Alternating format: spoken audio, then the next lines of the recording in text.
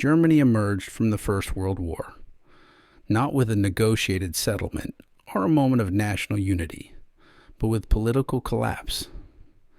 In November 1918, as defeat became unavoidable and the country faced mutiny in the fleet, strikes across major industrial cities, and food shortages, the imperial government fell apart. Kaiser Wilhelm X fled into exile, leaving Germany without a monarch and without a functioning structure to manage the transition. What followed was the sudden birth of a republic that had almost no preparation, no stable foundation, and very little trust from its own population. The new political leadership gathered in the town of Weimar, far from the unrest of Berlin. The city was quiet, cultured, associated with literature and philosophy, symbolically the opposite of conflict. Delegates debated the structure of the new constitution, trying to build a democratic system that would replace the imperial monarchy. What they created was ambitious: universal suffrage, proportional representation, and strong protections for civil liberties. The Constitution also introduced a powerful presidency with the ability to rule by emergency decree, a detail that would become dangerously important in later years. One of the first challenges of the new republic was legitimacy. Large sections of the German population did not trust the new government. Conservatives considered democracy weak and believed that the republic had been forced upon Germany by military defeat. Many on the political right viewed the fall of the monarchy as a revolution engineered by socialists and traitors. Meanwhile, the radical left believed that the moderate socialists who led the republic had betrayed the working class by refusing to carry out a full-scale socialist revolution, similar to what had happened in Russia. With enemies on both sides, the Weimar government began its life under relentless pressure. Compounding the political instability was the economic reality of Germany's position. The transition from wartime to peacetime economy was chaotic. Factories that had been producing military supplies struggled to shift to civilian production. Millions of soldiers returned home looking for work. Food shortages persisted, and inflation began to rise even before reparations payments were demanded. The government, desperate to maintain social order, found itself printing money to cover costs, an early warning of economic crises to come. Violence became a constant presence. Street battles between political militias erupted in major cities. In early 1919, the radical left attempted a socialist revolution in Berlin, leading to armed conflict with government forces and the paramilitary Freikorps units, composed largely of former soldiers who rejected demobilization and remained armed, angry, and ready for conflict. Their loyalty to the Republic was questionable, but the government relied on them because it had no other force capable of suppressing uprisings. The involvement of the Freikorps further deepened the divide between moderates and extremists. The Weimar leadership, already weakened by internal divisions, faced a new wave of hostility when it accepted the Treaty of Versailles. Many Germans were shocked by the treaty's harsh terms. The loss of territory, the military restrictions, and above all, the war guilt clause fueled a sense of national humiliation. When government officials signed the treaty, a dangerous narrative began to take shape that democratic leaders had betrayed Germany. The stab-in-the-back myth, though completely false, became a powerful political weapon. It claimed that Germany had not been defeated militarily, but had been sabotaged by traitors at home, especially Republicans, socialists, and minorities. As the 1920s progressed, Germany saw a rapid rise in political splinter groups. The constitutional system of proportional representation made it easy for small parties to gain seats in parliament. Instead of large, stable parties, the Reichstag became fragmented, with dozens of competing groups unable to form consistent majorities. Coalition governments formed and collapsed with alarming frequency, leaving Germany without steady political direction. The constant turnover of leadership prevented long-term planning and undermined public confidence in democracy. Extremist movements gained strength by exploiting economic frustration and social unrest. On the far left, communist groups demanded an end to private property and the establishment of a Soviet-style system. On the far right, nationalist groups promoted ideas of racial purity, revenge against the Allies, and the restoration of Germany as former glory.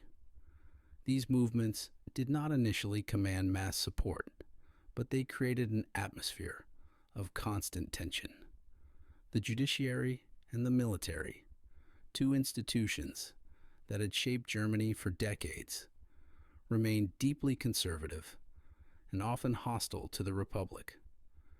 Judges frequently handed down lenient sentences to right-wing offenders, while punishing left-wing activists more severely. The military leadership, though reduced by treaty restrictions, preserved its old culture and continued to view democracy with suspicion.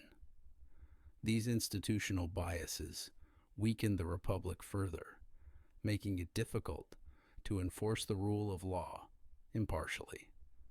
Despite all these challenges, the Weimar Republic was not without achievements. The early 1920s saw impressive cultural creativity. Berlin became a center for modern art, cinema, architecture, and literature. Universities flourished. New ideas in psychology, design, theater, and social science spread across Europe. The Republic also managed periods of economic stabilization, often thanks to foreign loans and currency reforms. For a brief time, it appeared that Germany might recover and become a stable democratic state. But these successes were fragile. They depended on international cooperation, particularly with the United States, whose loans supported the German economy. When global conditions shifted, the foundations of Weimar's stability collapsed rapidly. The Republic's weaknesses, fragmented politics, extremist agitation, economic vulnerability, and a lack of widespread loyalty would soon be exposed on a scale no one could ignore. The birth of the Weimar Republic had been rushed, unplanned, and surrounded by conflict. Its constitution, though democratic, contained structural weaknesses. Its institutions were divided, its society was fractured, and its legitimacy was constantly questioned. These vulnerabilities did not destroy the Republic immediately, but they created fault lines that would widen over time, especially when Germany faced its next major crisis. In the years that followed, those crises would arrive with brutal force, pushing the Weimar Republic toward instability and opening the door for movements that promised order, unity, and national revival, regardless of the cost. Germany entered the early 1920s, carrying the enormous weight of economic instability, political division, and international suspicion. The war had drained financial reserves, destroyed infrastructure, and left the government deeply indebted. Even before reparations were enforced, the state was already printing money to cover military pensions, food imports, and the cost of demobilizing millions of soldiers. But the Treaty of Versailles amplified these pressures dramatically. turning a difficult economic situation into a national emergency. Reparations payments hung over the German economy like a storm cloud. Although the exact amount had not been finalized immediately after the war, it was clear that the sum would be immense. Germany owed not only for physical damage inflicted in Allied territories, but also for pensions and compensation payments. To meet these obligations, the government needed foreign currency gold or stable international money, which Germany lacked. Instead, Berlin began printing ever larger quantities of paper marks, hoping that increased liquidity would stabilize the economy in the short term. This strategy backfired quickly. As the money supply expanded, prices rose. What began as moderate inflation soon accelerated into uncontrollable territory. Savings that had taken families decades to accumulate lost their value within months. Middle-class households, once the backbone of the German economy, watched their financial security evaporate. Businesses struggled to set prices as the value of currency changed week by week, then day by day. The breaking point came in 1923, when Germany fell behind on reparations deliveries, specifically coal shipments. France and Belgium decided to enforce payments through direct action. Troops marched into the Ruhr, Germany's industrial heartland, occupying mines, factories, railways, and administrative buildings. The occupation was meant to pressure Germany into compliance, but it triggered a national crisis no one could control. The German government responded by calling for passive resistance. Workers in the Ruhr were encouraged not to cooperate with the occupying forces, and the state paid their wages to support this resistance. But paying hundreds of thousands of workers who were not producing goods required even more money printing. The value of the mark collapsed completely. Prices doubled in days, then in hours. A loaf of bread that cost 1 mark in 1918 cost billions of marks by the autumn of 1923. People carried banknotes in baskets, sacks, and wheelbarrows. Children played with bundles of worthless currency as if they were building blocks. Workers demanded to be paid twice a day because wages lost value between morning and afternoon. Pensions became meaningless. Entire industries seized up because it was impossible to calculate costs or maintain contracts. Foreign visitors could purchase large meals, hotel rooms, and luxuries for the equivalent of a few American cents. For the German people, the psychological impact was severe. Money had always represented stability and trust. The collapse of the currency destroyed that trust. Middle-class families, who had worked for decades to save, found themselves impoverished overnight. Professionals, teachers, clerks, and retirees, people who had been stable and secure, lost everything. This collective trauma created deep bitterness and disillusionment, feelings that extremist political movements eagerly exploited. While the right blamed the Republic, the left blamed capitalism, and moderates struggled to find a path through the chaos. The government itself was paralyzed. Coalition cabinets came and went in rapid succession. Every political party offered a different explanation and a different solution. Meanwhile, armed militias patrolled the streets. Uprisings occurred in several regions, and there were serious fears that Germany would fracture completely. Hyperinflation also had international consequences. The Allied powers realized that Germany could not pay reparations under these conditions. A new agreement was proposed, the Dawes Plan of 1924, which restructured payments, stabilized the mark with the introduction of a new currency, and opened the door to foreign loans, particularly from the United States. These measures temporarily restored confidence and slowed the downward spiral. However, the damage had already been done. The memory of hyperinflation scarred an entire generation. It created a deep fear of economic instability and shaped how Germans viewed their government, their political parties, and their national future. Even after stabilization, many believed that democracy had failed them and that the existing system was incapable of protecting ordinary citizens from catastrophe. Hyperinflation did not destroy the Weimar Republic outright, but it left it profoundly weakened. Trust in institutions evaporated. Support for extremist parties grew. Economic recovery, when it came, felt fragile and foreign dependent.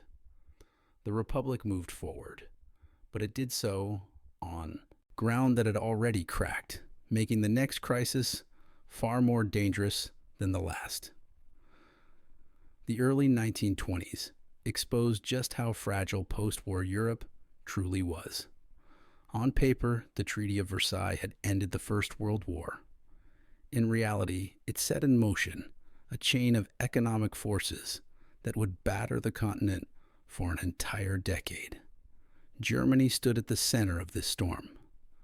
The reparations bill demanded from Germany was staggering. Economists of the time and many afterward argued that the numbers defied logic, some so massive that they exceeded Germany's realistic capacity to pay. Yet the Allied powers, still grieving from wartime devastation, insisted on compensation.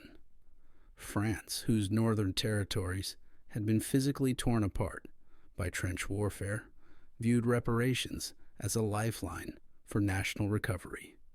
Germany, already burdened by wartime debt and internal political chaos, simply could not meet these obligations without destabilizing its own economy. So the Weimar government resorted to what seemed like a temporary solution: printing money. At first, inflation crept in quietly. Prices rose, but life continued. Then came the turning point. In 1923, when Germany defaulted on timber and coal deliveries, French and Belgian troops marched into the Ruhr, the industrial heart of Germany. The German government responded with passive resistance, urging workers to strike and refuse cooperation. The government, in turn, promised to pay them for the lost income. But where would that money come from? More printing. Within months, inflation spiraled beyond control. The German mark collapsed in real value. What had been a manageable economic problem exploded into full hyperinflation. By late 1923, paychecks were being delivered in sacks rather than envelopes. Prices doubled every few days. A loaf of bread cost billions of marks. Workers rushed from factories to bakeries the moment they were paid, desperate to spend their money before it lost value by nightfall. Children played with bricks of worthless banknotes. Housewives used bundles of cash as kindling because paper money was cheaper than firewood. This was more than an economic collapse. It was a psychological catastrophe. A nation that had once prided itself on discipline, order, and cultural achievement now found itself unable to perform the most basic financial functions. Savings evaporated, wiping out the middle class. Pensions became meaningless. Businesses failed. Crime increased. Trust in institutions already fragile after political assassinations.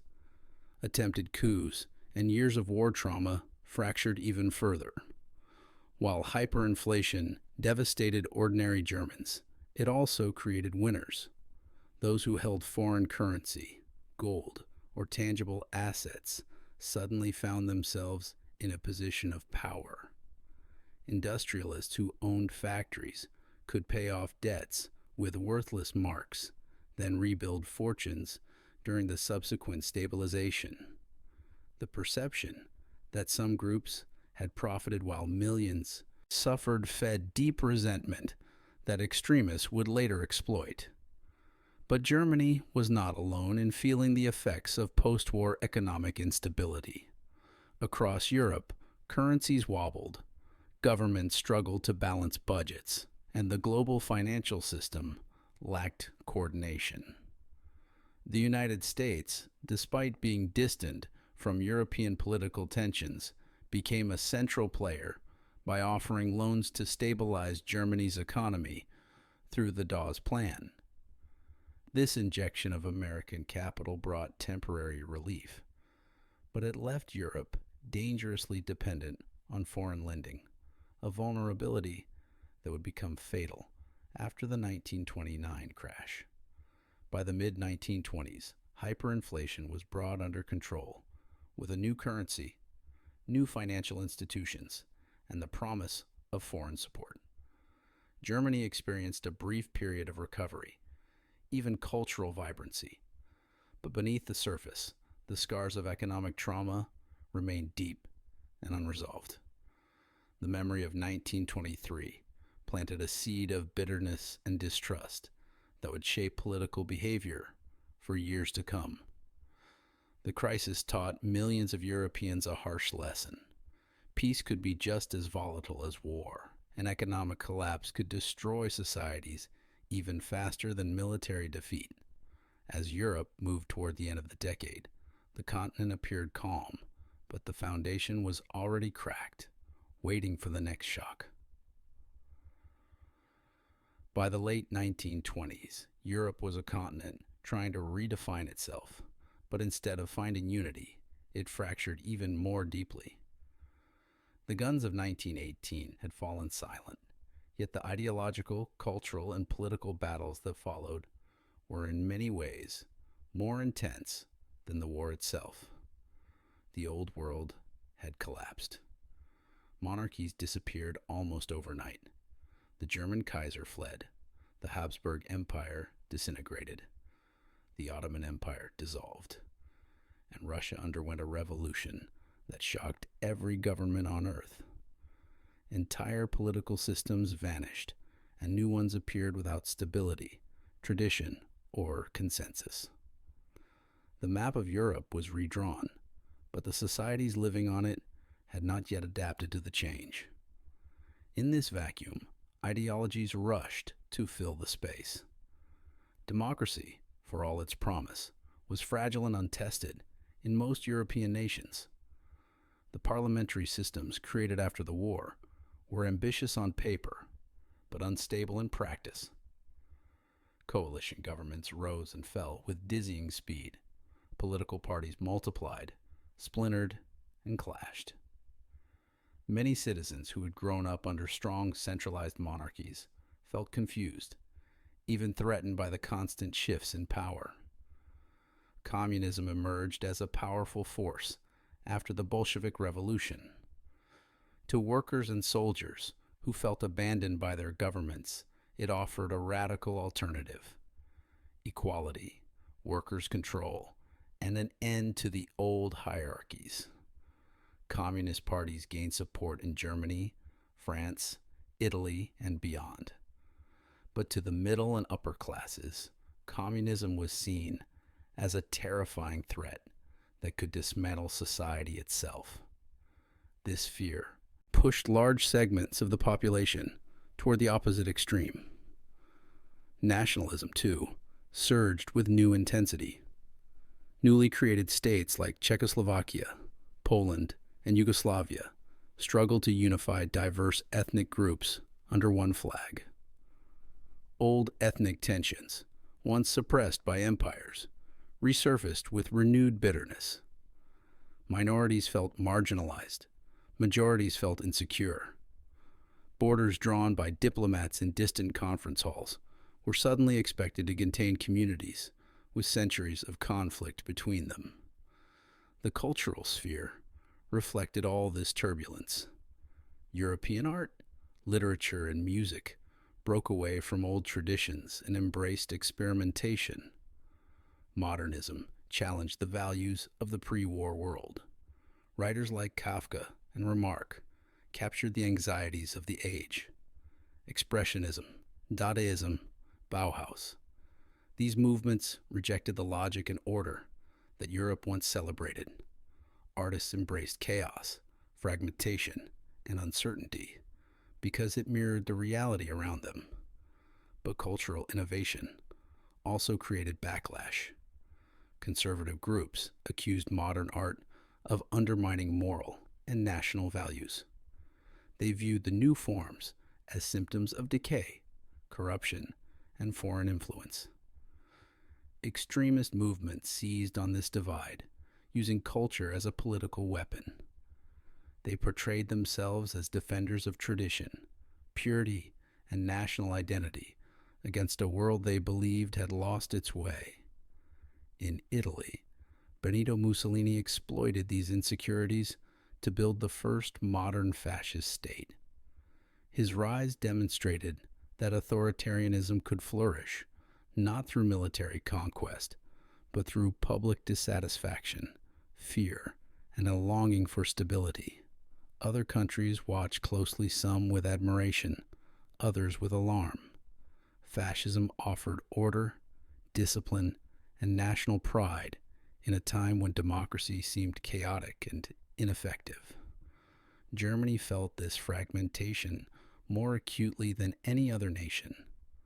The wounds of hyperinflation, political violence, and humiliation from Versailles created an atmosphere of constant tension. Extremist groups battled in the streets. Newspapers spread propaganda from every angle, and assassination attempts became common.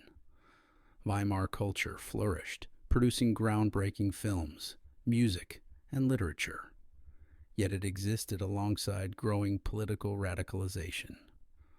Berlin's vibrant nightlife symbolized both the freedom and the instability of the era. Across Europe, the same pattern repeated. Societies divided into competing camps, each convinced that the others threatened the nation's survival. The middle ground shrank. Compromise became nearly impossible. And although Europe enjoyed a short period of economic recovery in the mid-1920s, the social fracture deepened beneath the surface.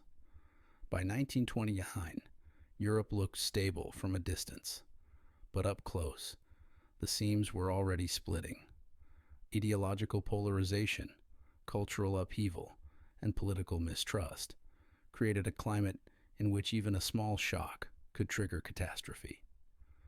And that shock would arrive soon, not from Europe, but from a financial collapse across the Atlantic.